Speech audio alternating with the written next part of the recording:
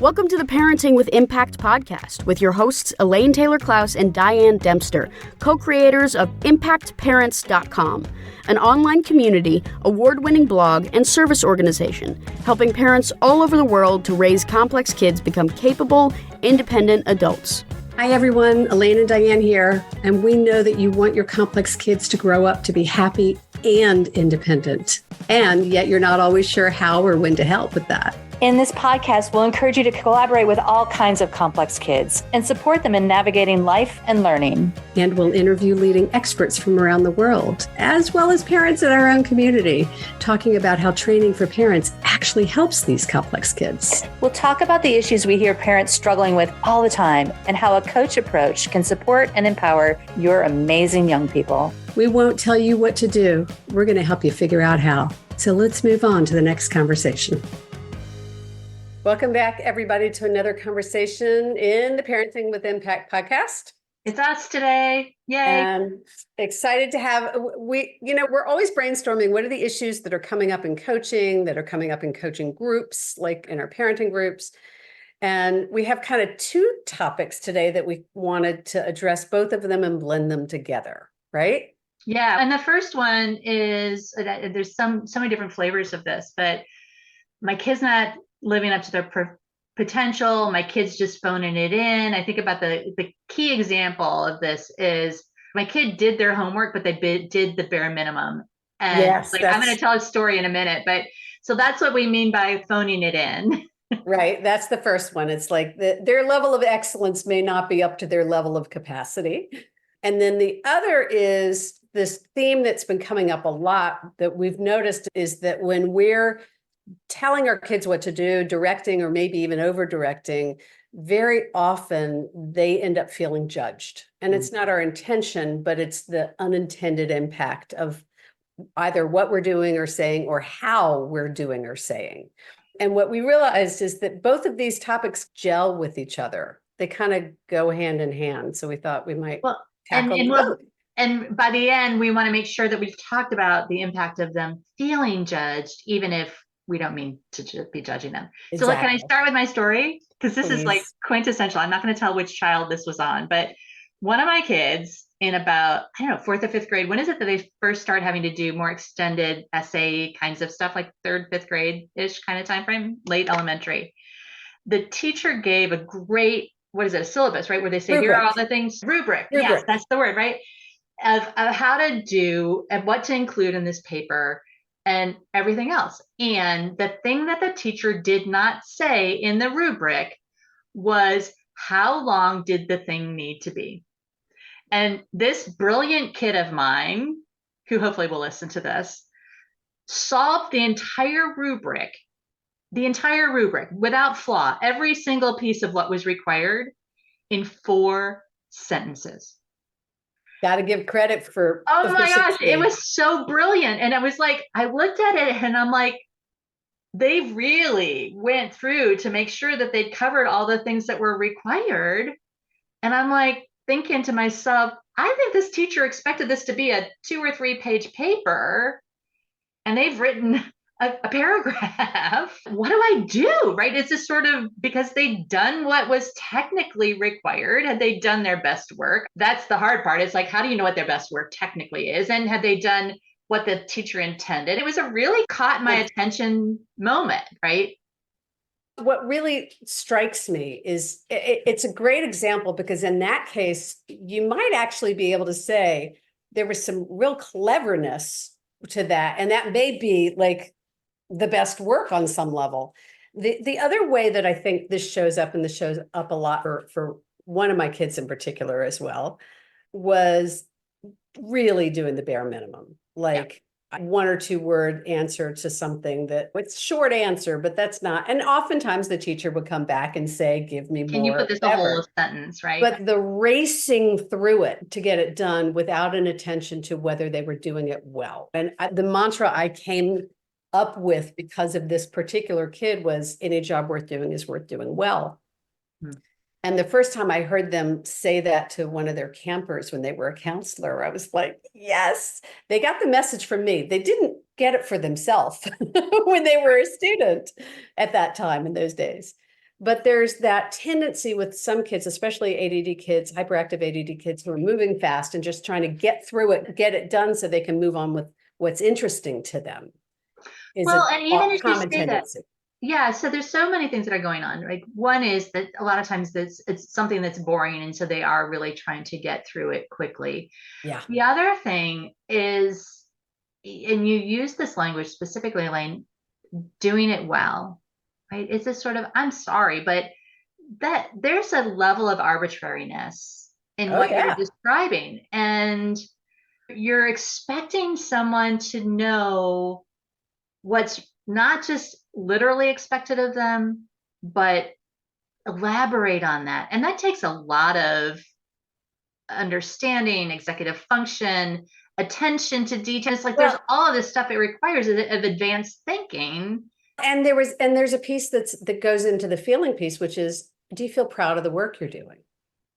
Right? There was if you're doing it well, you tend to feel proud of it. And if you're phoning it in, there's some level of which you may or may not, but you also may not care about the quality of the work as much as you care about the completion of the work. And I just want to be really clear about that, because as you were saying that, I'm like, am I proud of my work? It's done. It's done, right? It's just, yes, I'm proud that I finished it. Which that's what I mean. The completion for some kids is what is the gratitude, right? It's just sort of, that's what motivates me, is getting it done, as opposed to a level of competency, which, especially a level of competency from someone else. Now, you may have a kid who really wants to please a teacher and is focused on, well, what would my teacher want to have, or what would look good to an outside source, or has a standard in themselves to say, I've written it really neatly. It might be something but what you're coming up against is, we want our kids to value what we value in their work, as opposed to helping them figure out what they value in their work. Exactly. Right. That was the shift in my life and my family with this one kid, is I had to stop. We go back to that conversation, wanting from instead of wanting for. I had to stop wanting from him to deliver here. I just said it was him to deliver what was expected from me or from the teachers, and start shifting to talking with him about what's important to you as a student. What's important to you about your education? What's your, it had to be what was his value in it for him to actually really get invested in the work. And it took years before he stopped phoning it in, because he knew in his mind it didn't matter up until after 8th grade, right? And I think that's one of the things that's coming up, as you're saying that, when we're talking about, there's a whole conversation about intrinsic motivation, but as you were saying that, I'm thinking about parents who will be like, but my kid has already said they want to go to Harvard. My kid wants to go to college, and he says he wants to go to college, or she says she wants to go to college. So I'm going to connect the dots and go, that should mean that they want to do really, really well. And therefore, and so many of our kids have a difficult time connecting those dots, because it's not now. It's like, what is it? These kids have two times now and not now. Now and not now. And you were saying something about 8th grade. I remember so distinctly both of my kids going to high school orientation and coming home, and they said, Mom, now school matters. Now it counts, right? And I was like, oh, I didn't realize that it didn't count up until now, but in their mind, they did. Or somebody told them that high school counts. And so they were like, it gave them permission in their head to go, oh, wait, what happened up until now didn't really matter. Right. Okay. So we've talked a little bit about what I love about this is, yes, from our lens, our kids may be phoning it in, but from their lens, there may be another value they're honoring, the value of getting it done, the value of doing it neatly, the value of having time to do the things that they love. Right, right. So there's a reason they're behaving, whatever the behavior is. And so getting clear on what's important to them and for them is part of dancing with them in this. Well, now, and I guess the thing, before we go to the next thing, it's like, how do we help a parent reconcile that? Because we do have standards for ourselves, and our standards might be different than our kids. And when is it okay to say, yeah, you have to do it this way, versus you get to do it the way that you feel is important to do it, right? It's just, when do we get to impose, when do we get to, I'm going to say it this way, when do we get to impose our standards? Or do we? Or how do we? Yeah. Right. Like I remember a client who had a kid with a very high functioning, high performing kid with ADHD who did super, super well on whatever the standardized test was. And they were putting the kid back into training to try to improve the score. And there was this whole conversation about, are you doing this because you want your kid to get a better score? Or are you doing it because they want, because kid had already done super well. And so the mom was saying, well, to your point, he wants to get into a high level school. And so I think he needs to do this. And so that shift from, I think he needs to do this to, does he understand the connection that you're making? Well, not only do they understand the connection, and are they willing to make the investment for it? Right. There's both pieces there, right? I might get that getting straight A's is going to get me in a better school. And it still may be hard for me to do all the stuff that it might take in order to get straight A's. Right. Hi, it's Elaine. And if you like this podcast, you'll love our coach approach.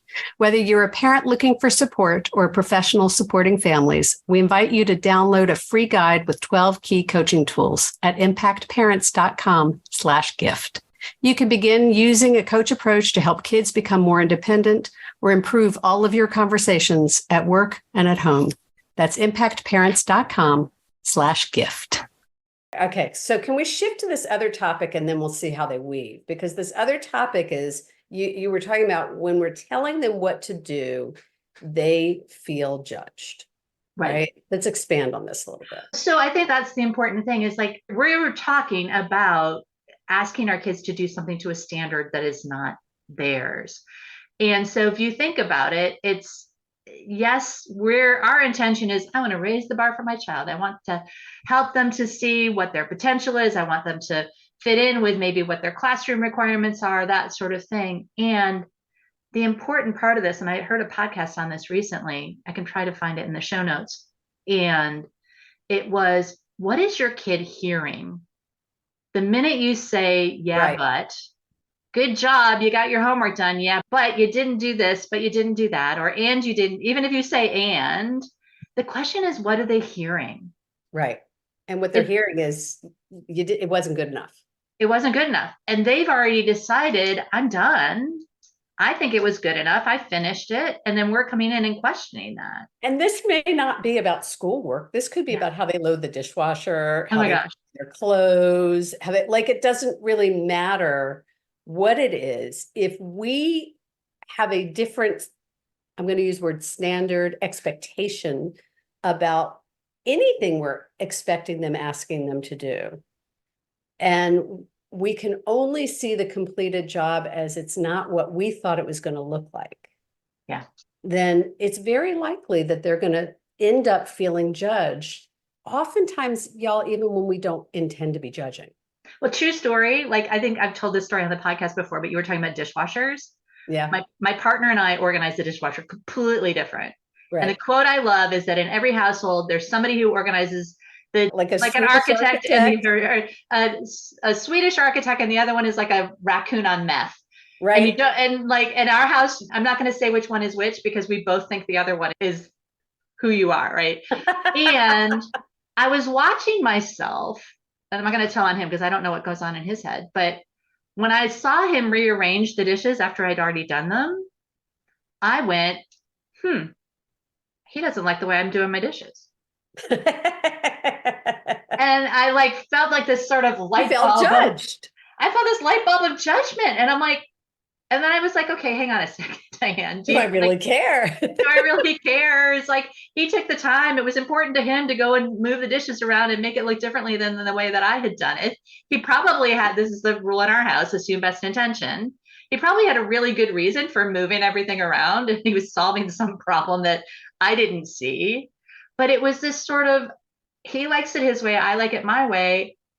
And you can see that they're different ways, or you can decide, oh, they think I'm doing it wrong, or I think they're doing it wrong, which is it's an extra layer is what I guess I'm saying. And what I'm noticing is that here, me as adults can make that assessment and about our partner and say, okay, well, whatever, assume best intentions, stay curious, whatever. We're pretty advanced in our compassion. Right. Our kids do not yet have that sophisticated level of emotional maturity and development. They are in a power dynamic with us because we're the authority, we're the adult, they're the kids, even if they are trying to gain their own authority as teenagers. And so that creates this whole other dynamic. You're no longer talking about an equal partnership.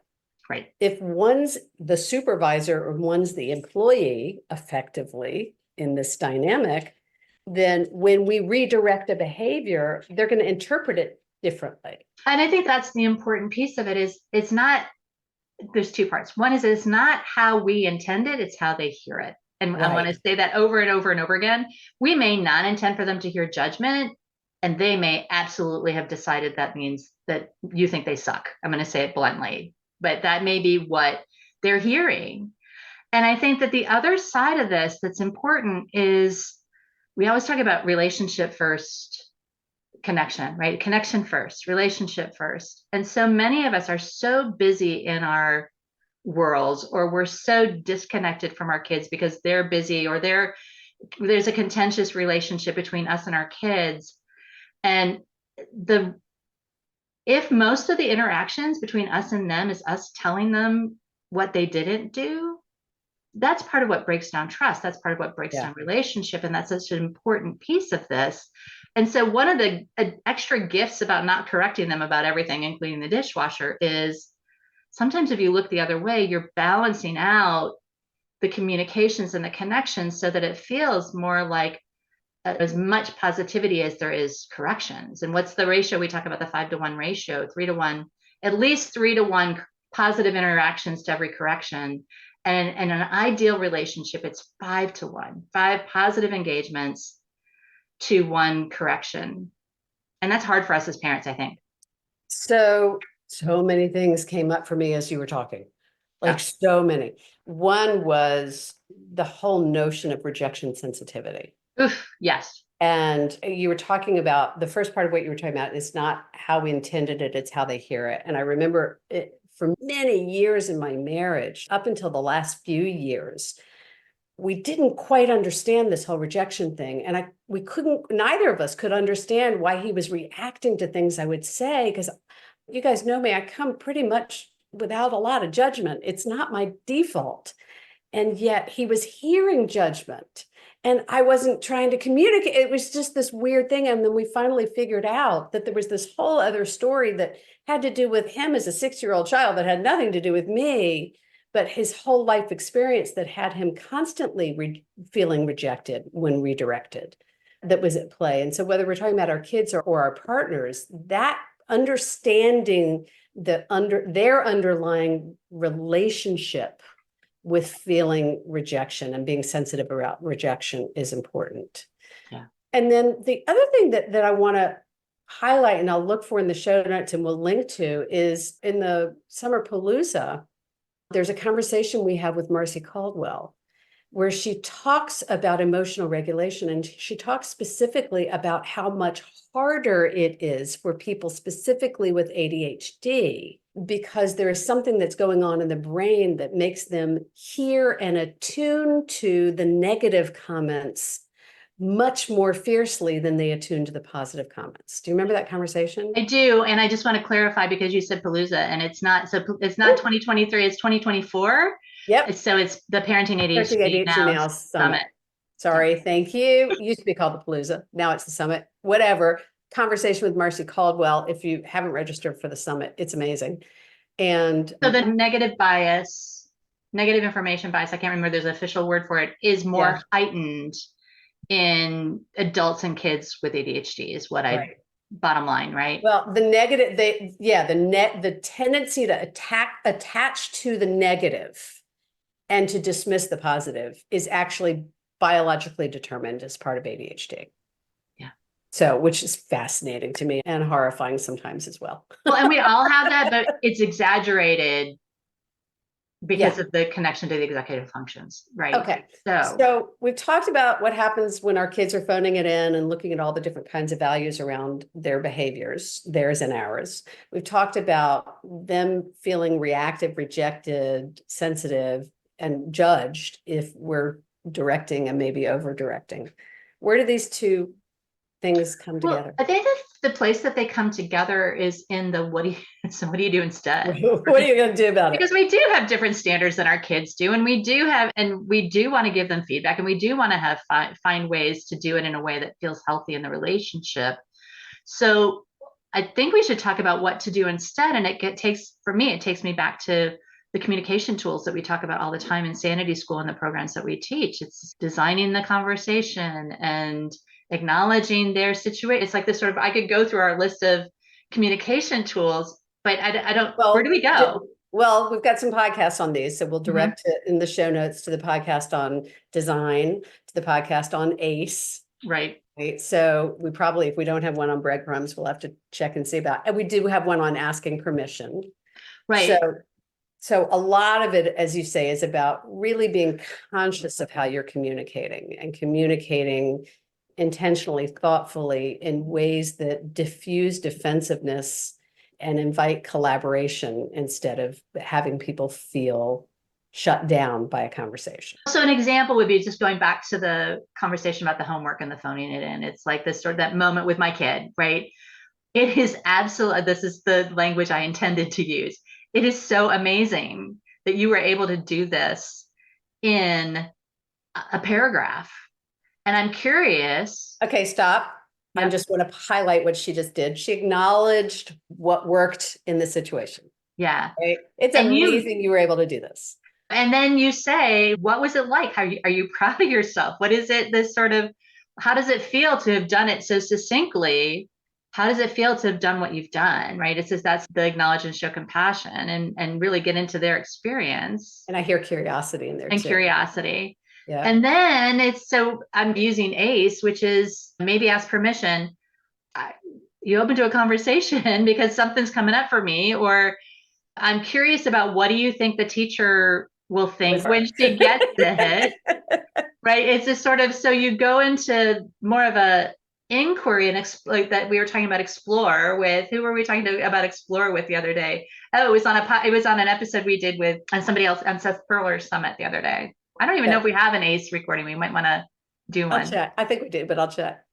So yeah, and so that you're asking the question and getting curious and getting them to get curious.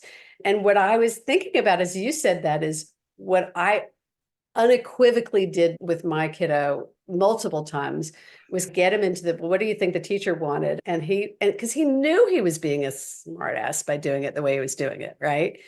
And so then you could almost challenge him to, well, do you want the teacher to know how clever you are? If you want the teacher to know how clever you are, you do it the short way and then the long way, right? And so what was in it for him was for the teacher to see that he was outsmarting her, or him, right? And so then I could actually get him to do more work because there was a value to him. But the value wasn't, let's be honest, it wasn't in doing the work. It was in, he got a lot of value out of working the system. That was a big deal for him.